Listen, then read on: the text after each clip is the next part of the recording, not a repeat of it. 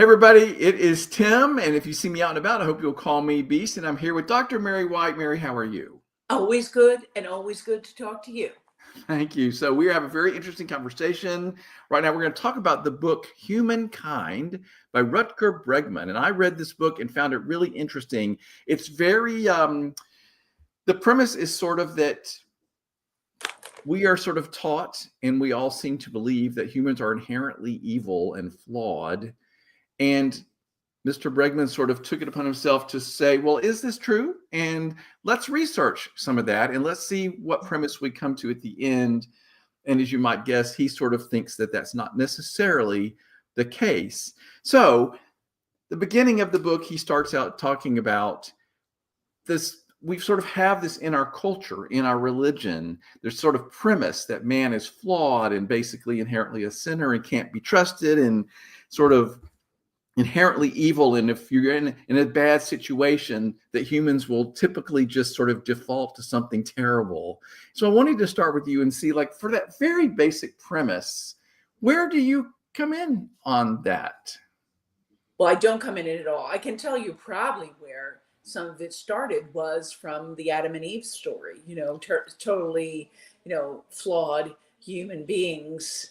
They had this chance at paradise and ruined it by eating the apple or whatever. I mean, Right. And this condemns us all for all time.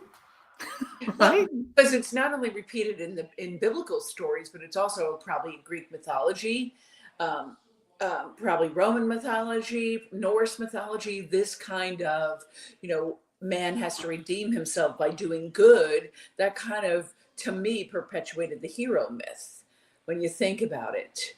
Interesting. And I don't necessarily believe that humans are not necessarily kind or evil. And I really subscribe, Tim. It's often misquoted, and this is not the right quote, and I'm going to butcher it a little bit, but Anne Frank saying that she really believes people are good at heart. Right. And, I'm very attracted to that line. I have been for a long time. It's misquoted often to mean something else, but I really truly believe that. And here she is, dying of typhus at a concentration camp. Well, it's an interesting premise for the book, and I found it very interesting. And he spends many, many pages looking at it from every possible angle. And I have a lot of notes about this. Really? But one of the first things he talks about is that there are these very core, important stories and scientific studies that we've all heard about that seem to prove this point, right?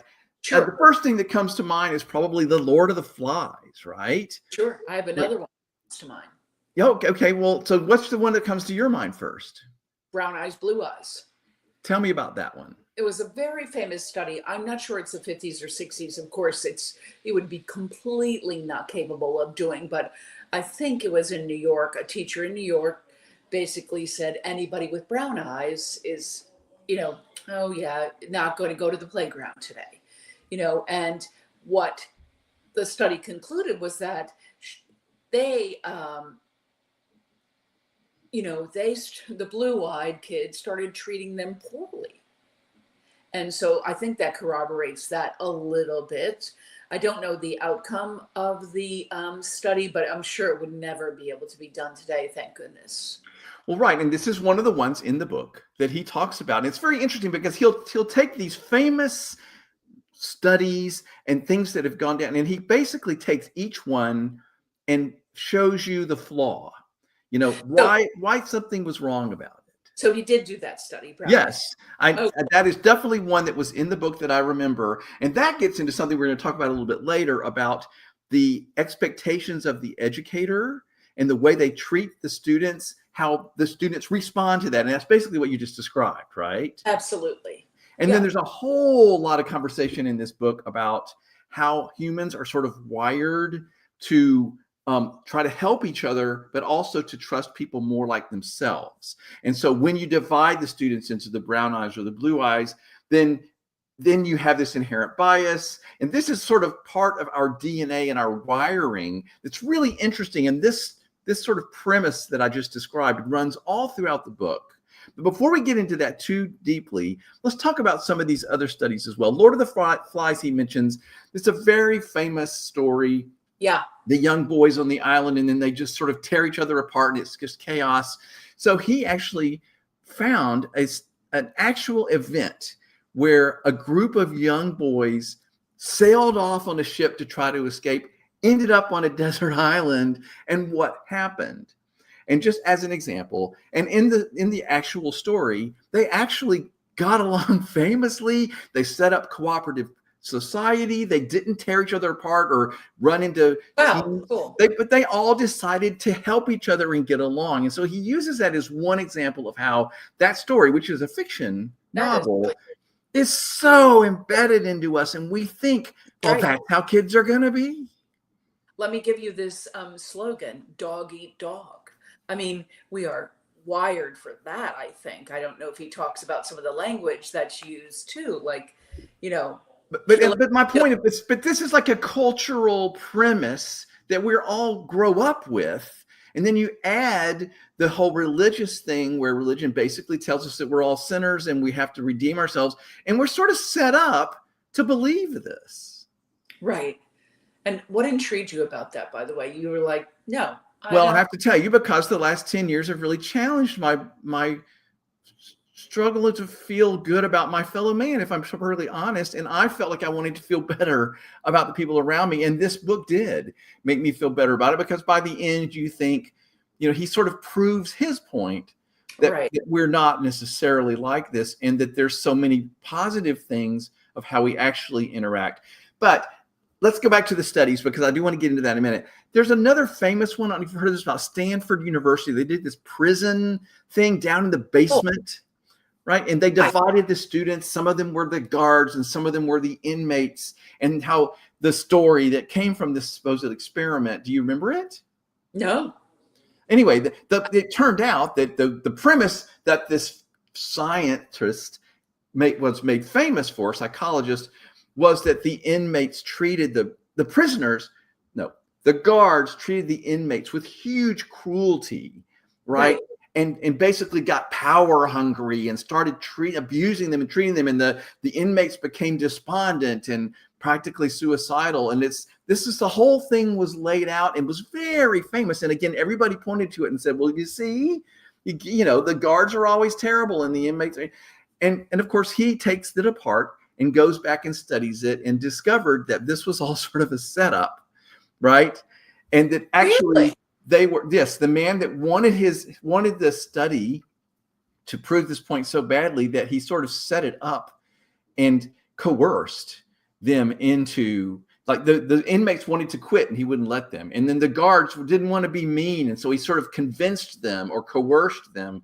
So it's really, that part's disconcerting, that the scientist or the psychologist, like he's sort of, but and now he's famous, right? And a lot, this happens over and over in these studies, Mary, is that he will take them each one and show how actually it didn't prove what but we all still believe it. It's because it's so famous. About these studies, were they all done like 1950s or before, or 1960s? Yeah, 50s, 60s, 70s, mostly that kind of thing, you know, or when most of them came from. Well, Tim, there's another one. Remember the famous one where they shock each other? Yeah, this is really famous.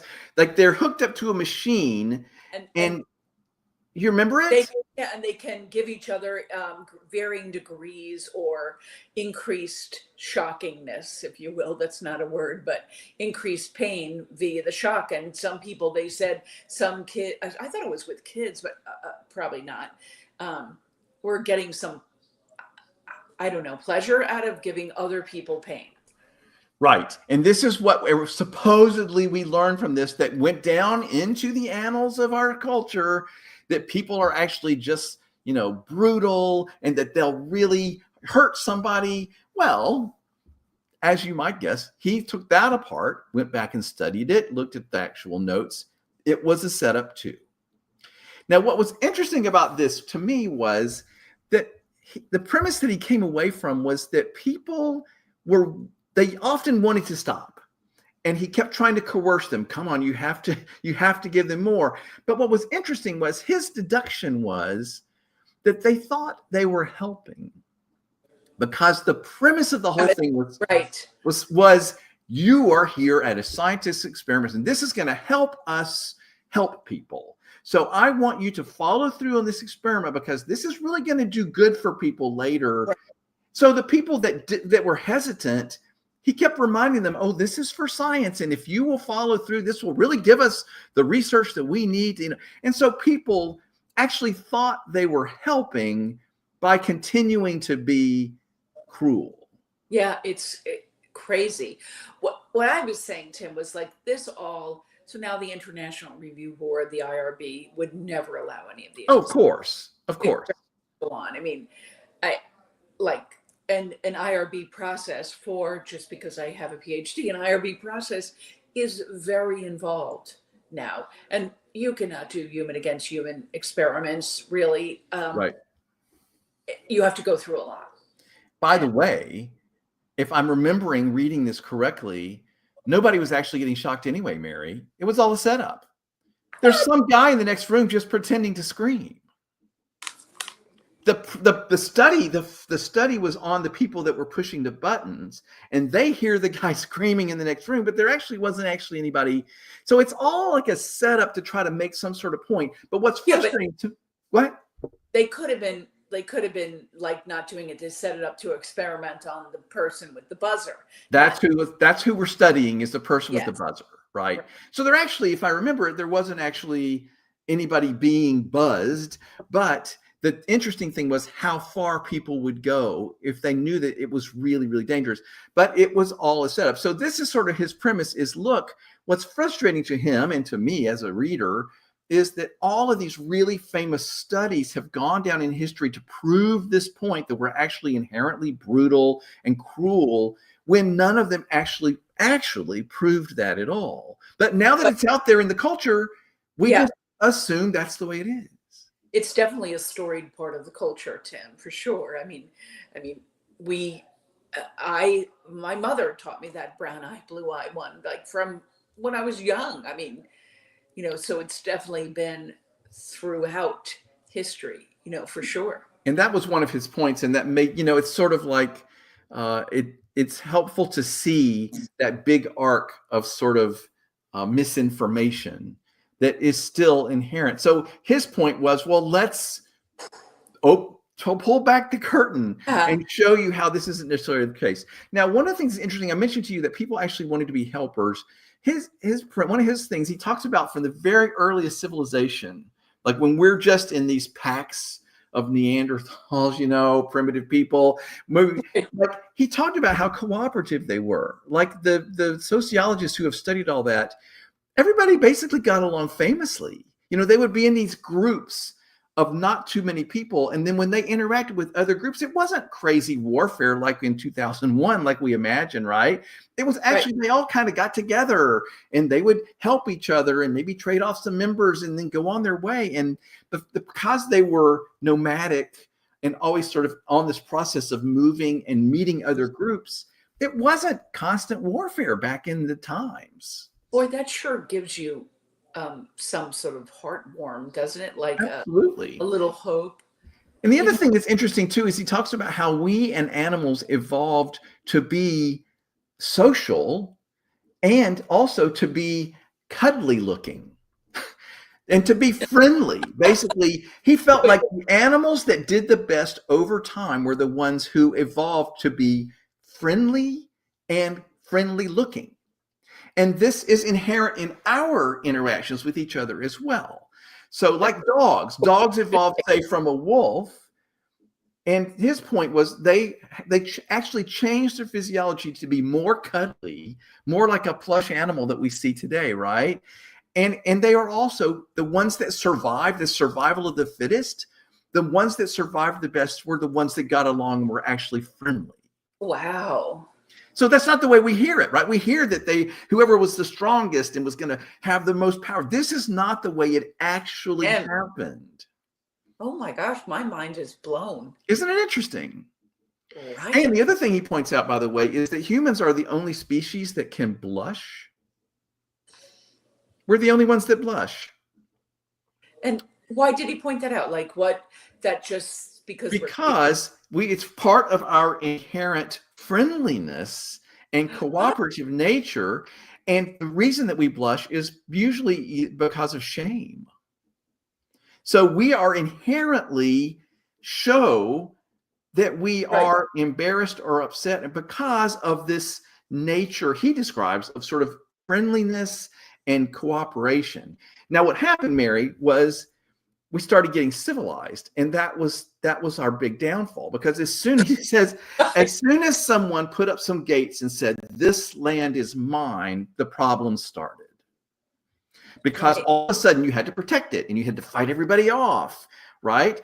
And then also everybody got stuck together in all these towns, because now they're all starting to fight each other over these supposed new little land connect, like we broke it all up, right? And then of course then that brings famine and plague, because we're all stuck Yep. together. So this sort of shift from the nomadic small little tribes to this civilization was really the beginning of the downfall of our cooperative nature. Wow. Isn't that interesting? So interesting, Tim. I love thinking about this kind of stuff. And BTW, I think you are kind of cute, so you would definitely survive. Well, I think it's very interesting. So then I'm sort of trying to give you a broad overview of these main topics that he talks about. So I'm sorry I'm sort of jumping around a little bit, but I thought it was so interesting. But again, the author of the book Humankind, Rutger Bregman, sort of his premise is, well, let's talk about all these things that we think are inherent in humans and see if that's really true. Now, he talks about power and how power tends to corrupt. He says here, power tends to corrupt, and absolute power corrupts absolutely. Well, we've heard this. And this gets into the interesting part about workers and managers and bosses. Yeah. Okay, I'm saving the children in school part for later, because I know you're going to love that. But you were a boss, right? Right. You were a boss, you were a manager. So we believe as a society, right, that people are basically unmotivated and lazy, and bosses have to be there. And this came from the Taylor scientific studies, right? Where like bosses were the people, they had to be there and put their thumb, on these people who were lazy and didn't want to work, as well as Henry Ford and all these kind of things, which is scientific management. I'm sorry, it came from management, and Taylor did those studies. Am I right? So what's interesting to me about this is, and he points this out, that we each tend to believe that we are actually motivated workers, but we also tend to believe that everybody else isn't. Wow. Like most people think, I'm a hard worker, I'm motivated, but most of my coworkers aren't motivated. This is what we tend to assume about each other. Well, I'm not so sure about that. I mean, just in my own experience, because I felt like I was always motivated to work and do well and work hard, and I knew lots of people who were there with me. Well, that's good. But I think like average guy on the street who works in a factory or at a job in a store or something tends to think they're the exception. But what's interesting is we can't all think that we're the exception, right? Because then we're not all the exception. Right. He also tends to think everybody just cares about themselves. And I think these are like premises that people use to pit us against each other and to coerce us. Well, I think they used it too, to create structures. Like the 8-hour workday or the agricultural calendar in school, or structures that really did do that. Right, but somebody's benefiting by having us all believe this stuff. Well, the factory would never work if there wasn't somebody had to be in charge watching us all the time. Listen, I have a friend who is a high-powered, very successful lawyer who brings in millions of dollars for his company. And do you know that his boss takes account of his time on his computer? And I'm like, monitors his computer activity and the amount of time he's in the office. And I'm like, this is ridiculous. But it plays back to this idea that people Unprofessional. Right, but it plays back into that idea that obviously he's not working. So he tells the story of a business of a man who decided to do this differently. And what he did was he bought a company that had all these workers, and they had all these managers keeping track of everybody and thumb on them and checking their time clocks and how much time. So I have a friend that worked for one of the delivery services, and they would actually time his bathroom breaks. I mean, I'm like, really, this happens, people, in the real world. So this man said, I'm not going to do this. So you know what he did, Mary? He fired every manager, and he had no management. And he said, okay, you people over here that are working on this project, go. Do your thing.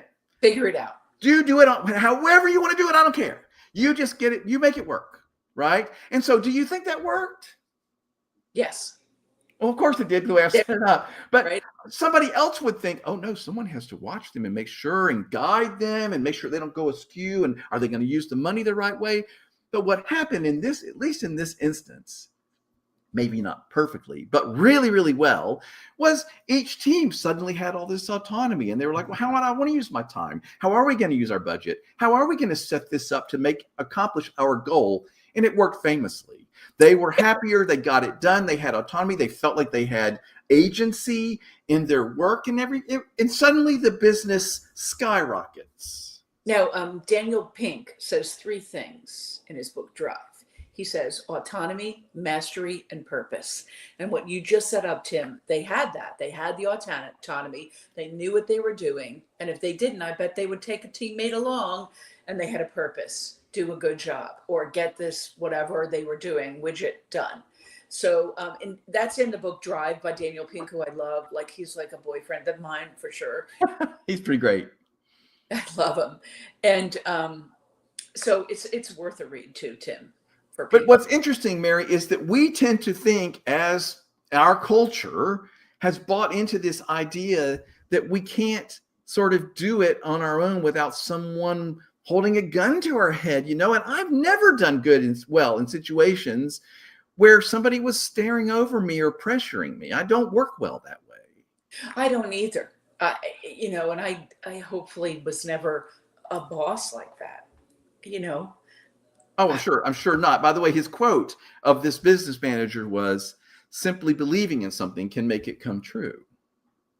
Do you know what the business was, Tim? I'm interested, because I would have to go back to the book, and I do not remember. He describes it, but it was something where a group of people had some sort of project they had to accomplish, but then nobody was going to tell them how to do it. He uses another example of democracy using this, where in Venezuela, I'm just going to tell this story briefly.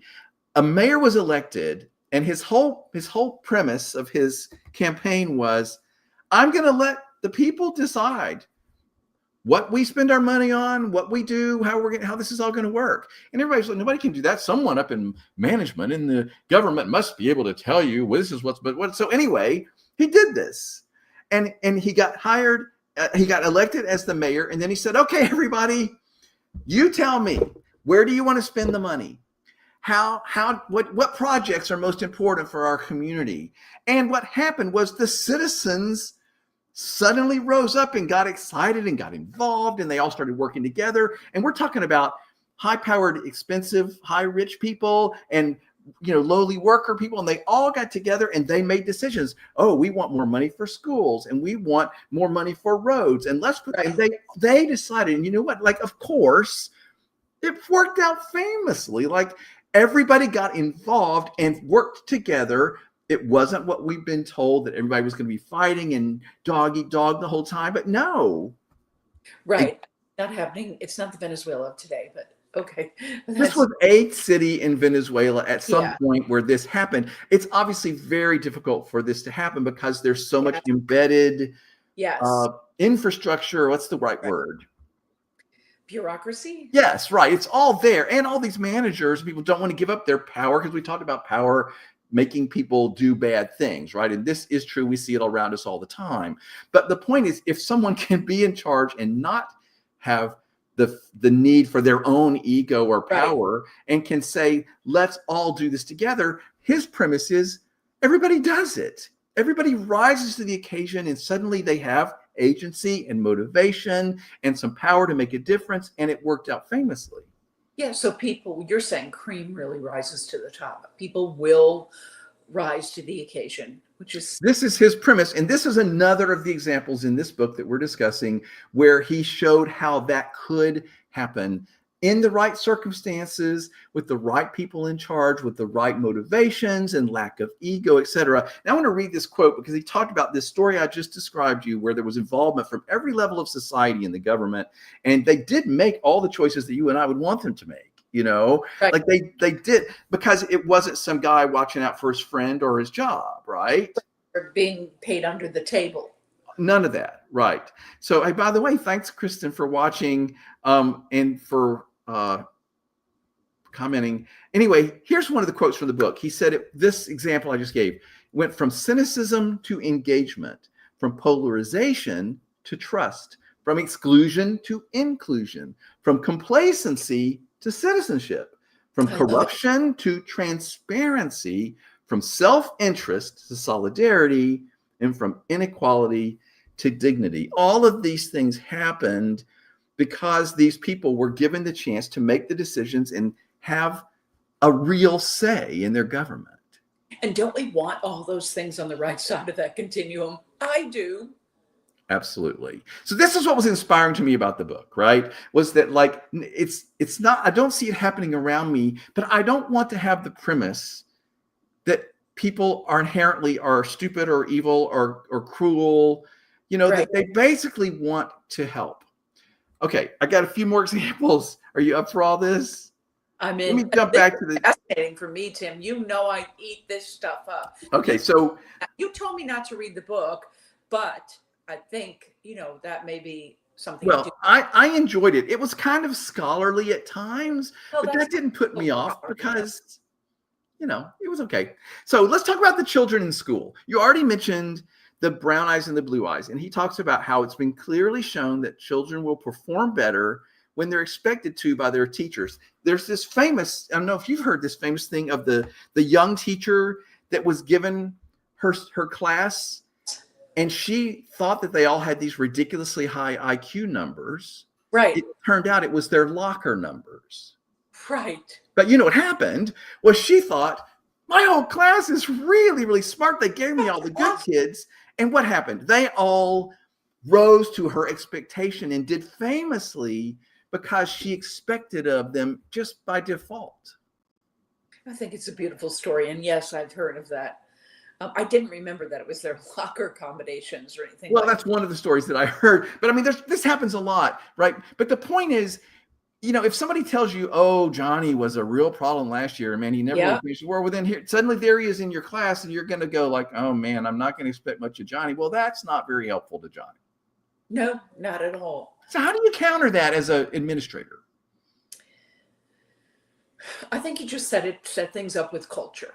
I mean, you yourself are a model for that kind of culture. You're not talking about people. You're not telling people bad stuff. It's all kind of growth mindset stuff. You're really setting the stage for, let's see the good and not the bad. Johnny has a real problem. He has ADHD or whatever he has, but he can recite every baseball player from 1963 to 19 whatever. So then already they're set up for, oh boy, Johnny's a really good, you know what I mean? So I think it's like that, like you're constantly modeling that and also highlighting and showcasing people that are doing the same thing. It's important. So I like this idea, and I knew you would appreciate this part because I feel like our inherent expectations of people in every situation that we find ourselves in is just wildly, wildly influential in how things go and how we enjoy it and how we react. Tim, isn't it true? Like, I haven't seen the movie Superman. Have you? Have you seen the movie Superman? Oh, I did. Okay. And I know you're a fan of Superman, period, right? And did you love it? I had a hard time with the movie because I found it very dark and unfortunately overly relevant to my world around me. But I loved the premise. I loved how they set him up and who he was in the midst of all that. But a lot of bad press, I felt like a lot of bad things were going around about the premise. So I think people were going into the movie. This is just a very oversimplified example of that. Going into the movie already with a mindset that this is whatever.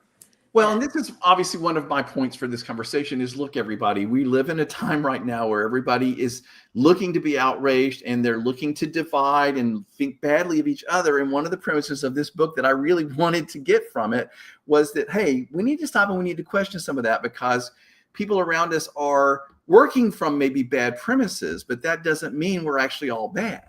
Right. And they might be getting a bunch of bad information and living in their little bubble of bad information, but that doesn't make them a bad person. And we're going to get to that a little later in this conversation about how you deal with those thoughts about those people that you don't understand. But while we're talking about school, he also talked about how concerning it is to so many people that children have so little free time for play. Yes, I just was talking about this to someone the other day.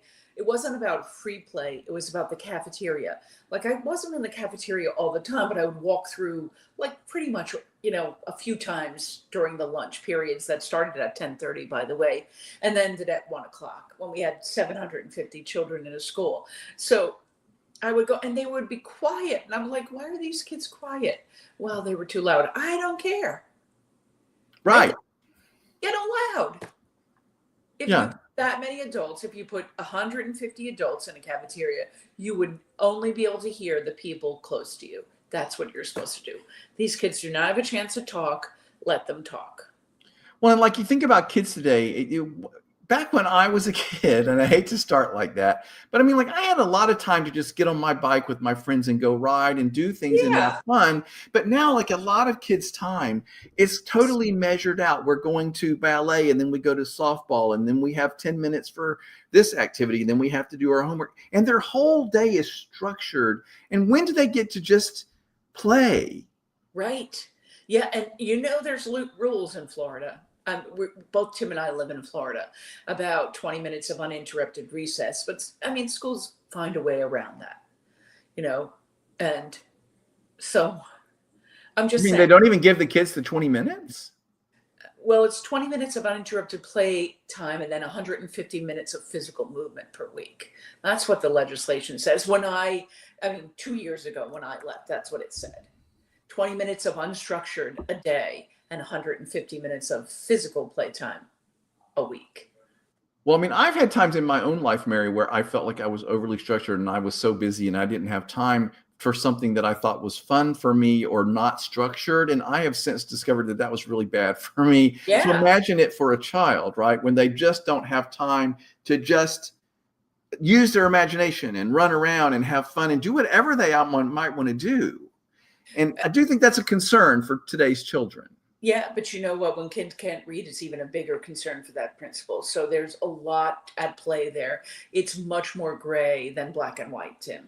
And what I'm really talking about, Mary, is like not during school time. I'm talking about after school time when they get picked up and they have the rest of their day, and that's completely structured. That's what I really was referring to. Okay. Well, I still would like them to have playtime in school. Of course. It's never so the little kindergarten wooden kitchens come back into the classrooms. Like, that makes me happy, like in kindergarten to see the kitchens and the puppets. That's what kids need to be doing. And they came back, by the way, which especially now, Tim, I feel like people spend a lot of screen time. I'm not talking computer or iPad, television. I mean, it's right in our face all the time. To learn to have conversation and learn to play with someone is a skill now. Yeah. We need to learn it as a skill. But that's what playgrounds were for. Yeah. By the way, he talks about that kids thrive on playgrounds made out of junkyards. Like, we would all like, oh no, they're going to hurt themselves and they're going to cut their hands off and all this stuff, but that never happens. And like, kids can thrive in like an abandoned war zone area. Like, his premise is kids are inherently okay and know how to help deal with themselves, even in what we would tend to think of as a dangerous situation. They're having fun and they're having play, and they actually don't all end up dead. Right. It would never fly. I mean, really, honestly, it wouldn't fly, but it just, you're saying it, that kids are using play to learn how to be an adult. And if they don't have this play and this, imagination working, it's not going to work. Yeah, And he actually tells the story of this playground made out of junkyard with I, all the dangerous stuff sitting around and how the kids were all okay. yes, But but the insurance adjuster would disagree with I you. understand all those pieces, but his point is our premise of kids being cruel and stupid and not being able to take care of themselves. That's sort of what his premise is during this part. He also talked about a special school in a special European country where the students were able to choose their own curriculum. Oh, I would love that. You know it. And there weren't all the desks and the regulars, but everybody Right. was like, what do you want to study? And then, of course, they had the right type of staff and environment to support that. But the students actually didn't sit around and waste their time, but they actually were intrinsically motivated to go and learn things that they were excited about. Yeah, I want to learn how a steam engine works. Let me just build Right. one. Right. Yeah. But again, that's not the way schools are typically set up for a lot of reasons, and we're not going to go too far down Not all those rabbit holes. down there. Okay, so let's get back to, let me try to wrap this back around to the premise we're talking about, everybody, is this book of Humankind by Rutger Bregman. Is that right? Can you show the Rutger Bregman, sorry. Humankind. And his premise is that we're actually not inherently evil, out to get each other and conniving, but we're actually sort of wired from the earliest days of humans arriving on the planet of sort of cooperation and friendliness. And then, of course, that got really challenged when we all started being civilized and dividing the world up into little pieces. And then we had to fight each other to keep our good, when before it was all cooperative. So that was sort of the premise. We've already talked about it a little bit. Here's a few more things that he talks about that I think are important. And then we're going to get to the wrapping this up a little bit and having a different kind of discussion. He talks about mirrored behavior, right? This is one of the things that is maybe an answer, right? I will treat you the way that you treat me. Yeah. So he gives plenty of examples in this book of situations where that worked. One of them being a prison. Wow. Because in prisons, typically the guards are taught to be cruel. You can't trust a thing that the inmates will do. You have to keep them behind bars, very carefully monitored.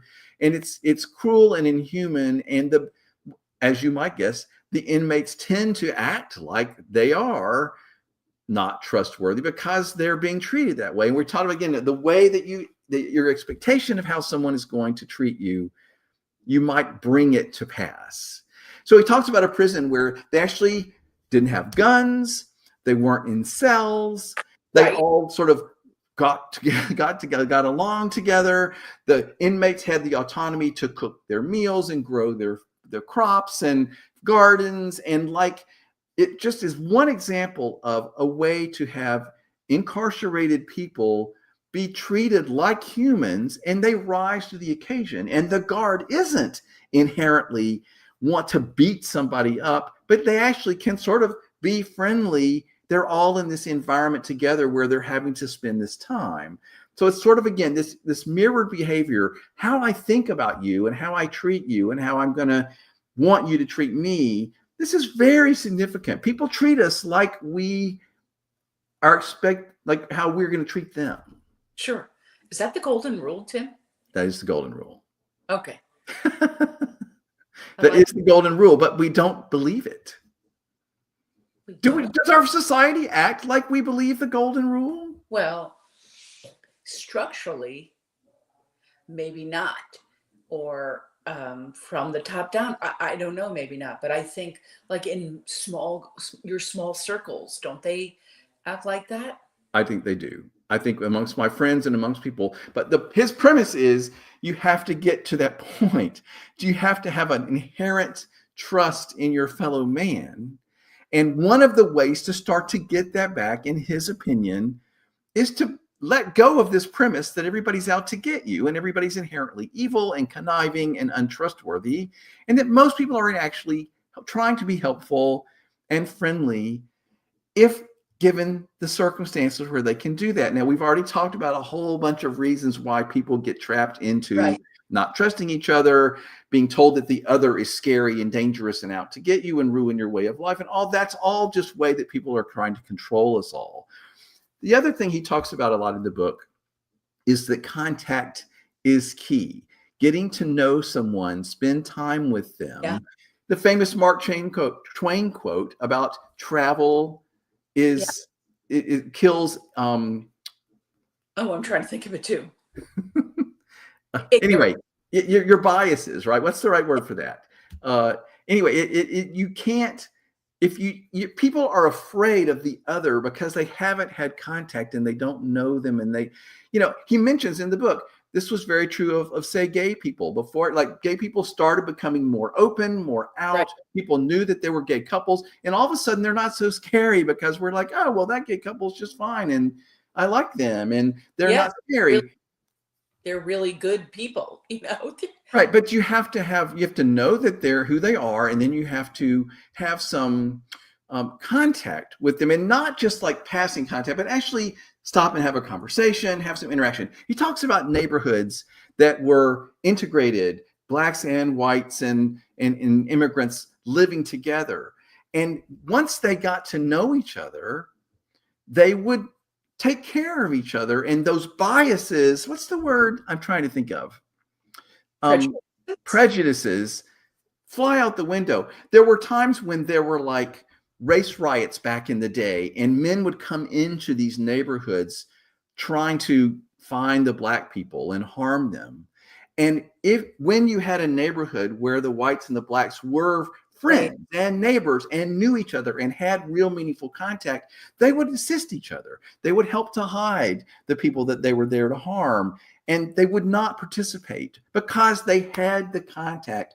And this is what's one of my concerns about our world today, is we're dividing ourselves into these little clans, and we're being told to be afraid of the other. But when you actually travel and get to know people that aren't like you, and get to go to places where people are completely different from you, then you realize, oh, well, these people are okay and they're nice. And why did the people tell me to be scared about them? Right. Right.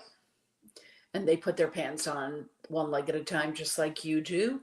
And yeah, he talks about, like, for example, even another example would be, he mentions in the military, there would be groups of them. I can't think of these terms right off the top of my head, everybody. Sorry. But, like a whole platoon. A what? Platoon, sure. But if they had all the different races and nationalities and everybody mixed together, that even though somebody may have gone in being very prejudiced against, say, black people, Yes, as soon as they spent time with those other soldiers and found respect for them and got to know them, those prejudices very clearly went away. And it just proves the point that it's the contact, right, and spending time with those not like yourselves. And I do really worry about people that live in a small town and never leave it and don't ever get to know anybody that's not exactly like them. And they're being told everywhere that everybody else is dangerous and scary and we have to stop them, whatever. And but if I have immigrants in my neighborhood or people that aren't like me, and I get to know them and I realize who they are, those biases and prejudices fly away. And most people are like that, Tim. Most people, you're just hearing about the people that are not. So his point, of course, is we need to do all these things. We need to meet other people and get outside of our bubbles, and we need to start questioning these inherent biases that we've been told from religion and society and culture for all these years about this. Because his premise at the end of the book, his sort of basic premise is, look, most people really want to work cooperatively and help each other out. And sometimes that can end up looking like something bad because they think, I'm in this group and they're telling me if I fight those people, that's helping. So sometimes people end up doing things that are not good, but their motivation is inherently this human quality of cooperation and friendliness. Isn't that interesting? Very. Yeah, it's very interesting, Tim. And here's the challenge, right? Because yes, we can break down those biases and prejudices by contact and getting to know people and spending time, but there's also this inherent thing where we're drawn to people more like ourselves. And he proves this. He says we Oh, just are inherently drawn to and want to spend time and trust people more when they're like me, right? When it's familiar. So this is like another piece of in the DNA of the way we're built that we just need to be aware of so that we can sort of challenge that and go like, okay, I know that like these people that are just like me, I feel more comfortable, but I need to be aware of that sort of inherent human bias. And that I think that was something that we evolved back in the day when we were hunter-gatherers in little clans, right? Because yeah. it helped us to survive. But now that we're in the middle of civilization and we're being pitted against each other, we need to stop and think about this. So Harvard University does an entire class that you can take for free. It's not a class; it's like an assessment, if you will, to find out what your implicit biases are. And we all have them. I mean, it's certainly human not to have. We all have them. So it's very interesting to do this. I would just, if you were interested, to Google, Harvard University implicit bias, and you're going to get links to that where you can. And some of the assessments are quite lengthy, so it does take some time, but it really gets to the root and the heart of the matter.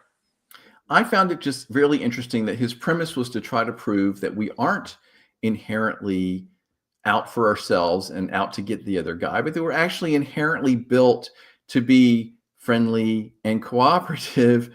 But we have to be aware that we also have this inherent bias to be more comfortable and, tend to want to help those that are more like us. So I don't think that's all bad. It's just something to be aware of and to know. Yes, that's what I think. I don't think it's bad.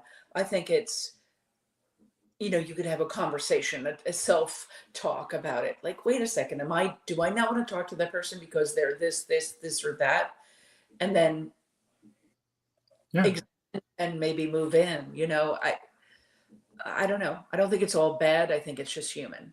Yeah, but I think that his point is let's understand how we're sort of wired and let's understand how we ended up this way. And then let's do better. Right. And I read this book because I inherently wanted to feel better about my fellow man. And I Right. didn't want to think that everybody was stupid or fearful or ignorant or, and I did come away from reading the book feeling like, yes, we are actually not inherently evil and flawed. And yes, we can actually get along. And it gave me hope again, even though it pointed out so many examples of times when things didn't go well and why. But he kept going back to his premise that we can each make a difference. So he ends the book by giving us 10 rules, his 10 rules to live by. I love a rule, Tim. So 10 rules to live by. These are just at the end of the book. He's like, okay, so here's what I think are the 10 things that I use in my life to try to do better and counter all these things that we've just discussed over these Are hundreds you of going to write these down for me at some point, or please? I'll be happy to. I have it right here on a document I can share Okay. with you. And these are in his language, and I'm just sort of paraphrasing. Of course, he explains each one in depth. But his first one was, when in doubt, assume the best. Assume positive intentions. We say this all the time.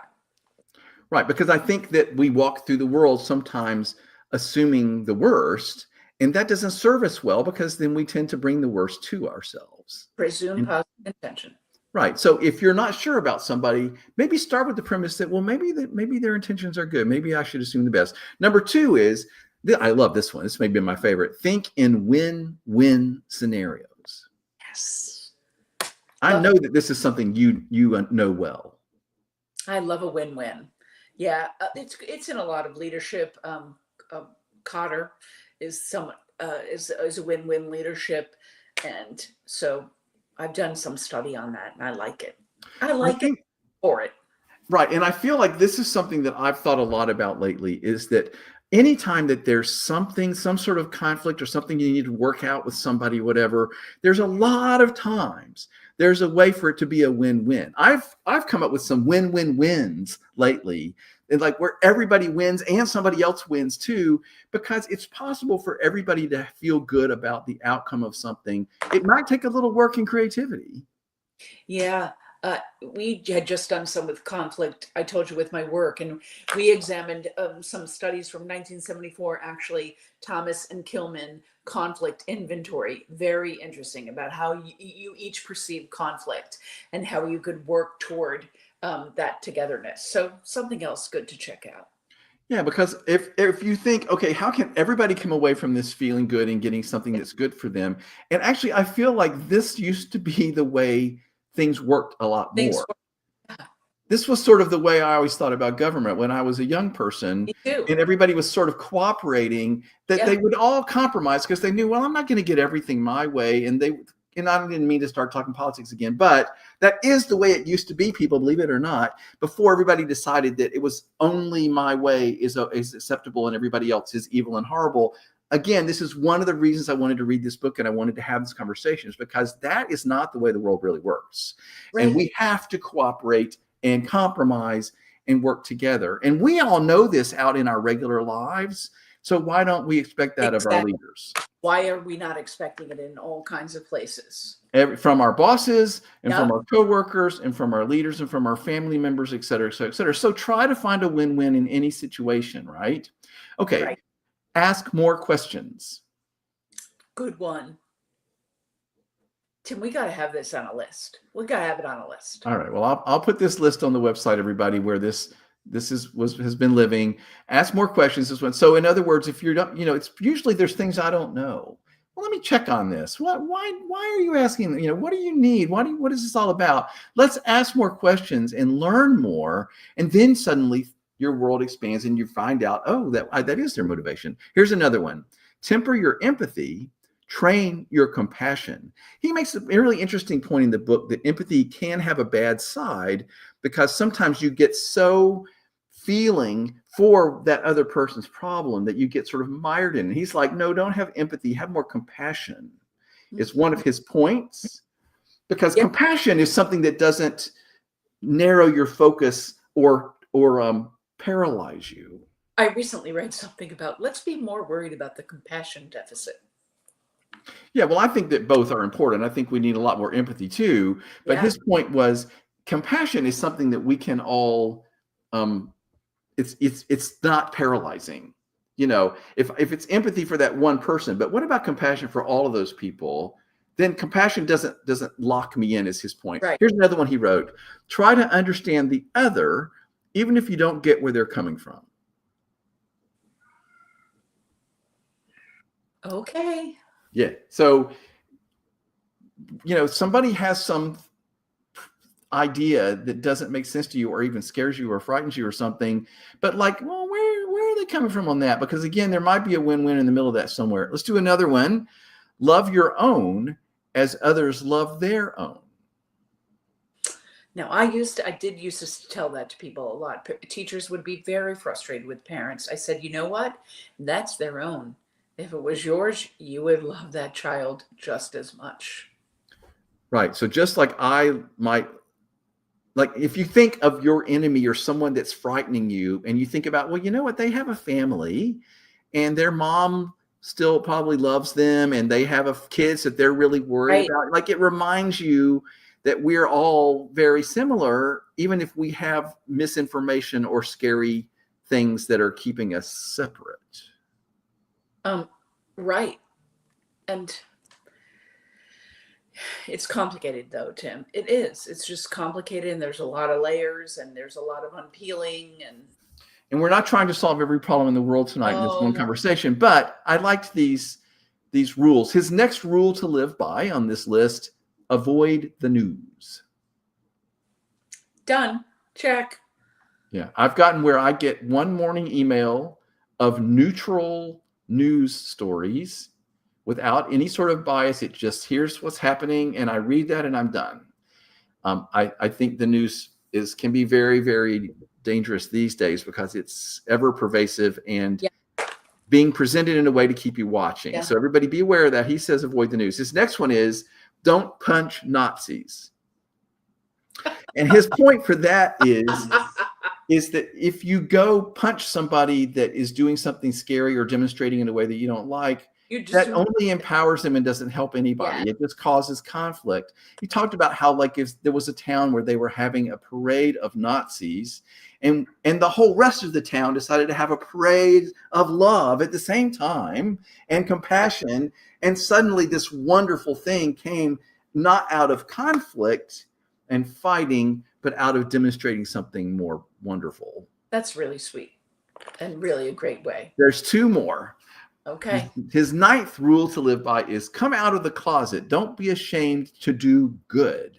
He talks about people who are afraid to sort of show that they're being kind and that they're a good person, they're doing good things. And you don't want to be that showy person that's doing it just to try to get something for yourself. But he says, don't be afraid to be kind and let people know that you're being kind, and that's your premise. It may not be cool or fashionable in certain circles, but it will really help the world. Oh, I love that. And the last one is be realistic. And what he means by that is we're living on a planet where people are deeply inclined to be good to one another. That's what he thinks is the real, true realism of it from the premise of the book. I'll say it one more time. He says, we're living on a planet where people are deeply inclined to be good to one another. And he starts with the before civilized man, when we're walking around as hunter-gatherers, they were inclined. They weren't like we're taught somehow to fighting each other and warring. No, they actually helped each other out because they realized this really is going to help me. I got to find food. I got to get along with this next man shows up. We're not going to fight him. We're going to be friendly. Yeah. This was the way that humans are wired, is his premise. So he says, be realistic about that. People are actually deeply inclined to be good to one another. Nice. And that's what I wanted from the book, right? This was a long book with a lot of information. He makes his point over and over and over in a million different ways. But his premise is, don't just assume that what you've been told in some sort of religious connotation or cultural connotation about how people are inherently horrible and out to get one another. This is not actually the way we're wired. And sometimes, as I've already mentioned, people end up doing things that aren't good because they actually think they're helping somehow, right? They're trying to help their group or their family or whatever. And this makes, I'm telling you, be aware of how people are trying to manipulate you for their own benefit, to control you and everybody around you. So let's remember that person that walks by you, even if you think they're scary or you don't understand them, whatever, that they're inclined, they have a family and they really care for their kids, and they're inclined to do good for you and for others. And that made me feel better, Mary. I think it's great, Tim.